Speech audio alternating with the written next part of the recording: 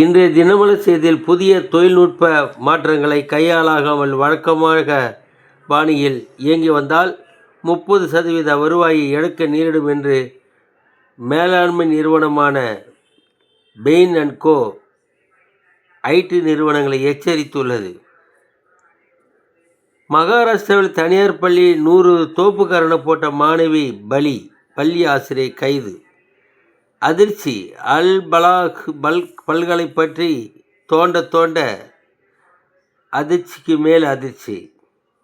முஜாஹிதீன் பயங்கரவாதியும் முன்னாள் மாணவராக இருந்திருக்கிறார். 2008 குண்டுவெடிப்புக்கு மூளையாக செயல்பட்டவர். நாடு முழுதும் உள்ள கூர்நோக்கு நீதி வாரியங்களில் தேங்கிய வழக்குகள், நீதி கிடைக்காமல் 50,000 குழந்தைகள் பரிதவிப்பு. கொடுமை. வணக்கம்.